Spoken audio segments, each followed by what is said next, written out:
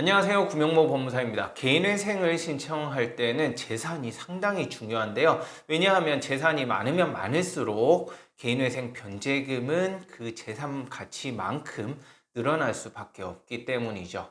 그래서 개인회생 신청하는 본인의 재산이 그렇게 반영되는 것은 문제가 없겠지만 문제는 배우자에게 재산이 있는 경우, 즉 나에게는 전혀 재산이 없지만 배우자에게 재산이 있는 경우 그 배우자 재산도 개인회생을 하는데 어느 정도 영향을 미치기 때문에 문제가 됩니다. 그래서 이 배우자 재산을 어떻게 반영을 하느냐? 부부가 혼인관계를 유지한 상황에서 취득한 자산은 배우자 명의로 취득했다 하더라도 부부가 공동으로 취득한 것으로 그렇게 보는 것이 법원의 시각이었거든요.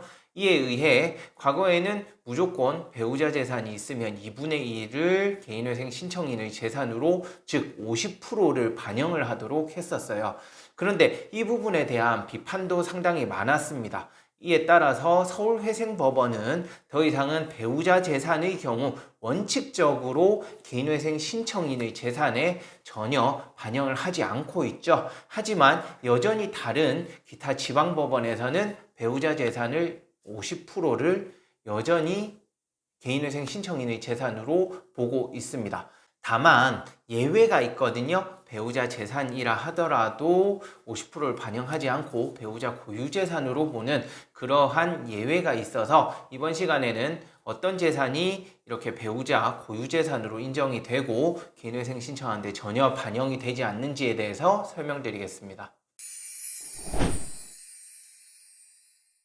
서울회생법원에서는 앞서 말씀드린 대로 배우자 재산은 원칙적으로 반영되지 않아요. 서울회생법원 외의 지방법원에서는 여전히 배우자 재산의 50%를 개인회생 신청인의 재산으로 보고 있는데요.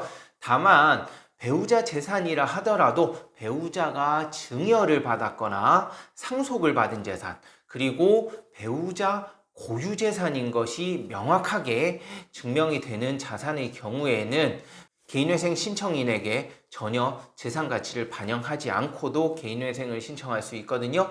우선 상속이나 증여를 받은 재산부터 설명드릴게요. 배우자가 그 부모님이나 기타 친인척으로부터 상속 또는 증여를 받은 재산의 경우에는 상속이나 증여가 일어났다는 그 사실만 증명하면 되니까 아주 간단하게 그러한 관계를 입증해서 배우자 고유 재산임을 인정받을 수 있고요. 다만 증여의 경우에는 누구나 증여를 할 수 있죠. 부부 간에도 증여를 할 수 있습니다. 이렇게 부부 간의 증여가 일어난 경우에는 여기에 해당하진 않아요. 예를 들어 개인회생 신청하는 사람이 내 배우자에게 내 명의로 있는 재산을 증여해주고 개인회생 신청한다. 그 경우에는 전혀 이에 해당하지 않고 그 증여한 재산 전액이 개인회생 신청인의 재산으로 취급이 됩니다. 이건 서울회생법원도 마찬가지예요. 따라서 제가 말하는 증여는 그 배우자의 친인척 또는 부모님으로부터 받은 증여 재산만을 의미한다고 하겠습니다. 그리고 마지막으로 상속, 증여 외에 배우자가 고유재산임을 명확히 입증할 수 있는 재산이라고 했는데 사실 이 부분이 쉽지는 않아요. 대표적으로 혼인관계가 이루어지기 전에 배우자 명의로 취득한 재산이 이에 해당할 수 있는데요. 그렇다 하더라도 이 부분에 대한 명확한 입증이 이루어지지 않으면 배우자가 혼인 전에 취득한 재산 중 일부에 대해서도 여전히 청산 가치가 반영될 수 있다는 점에서 배우자가 혹시라도 혼인관계 이전에 부동산을 취득해서 오랫동안 살고 있었다거나 그러한 사실이 있다면 꼭 법원에 명확하게 소명을 해서 그 재산을 청산 가치에서 제외해달라는 신청을 하는 것이 좋겠습니다. 네, 이번 시간에는 배우자 재산 중 청산 가치에 반영되지 않는 재산이 어떤 것이 있는지 알아봤는데요.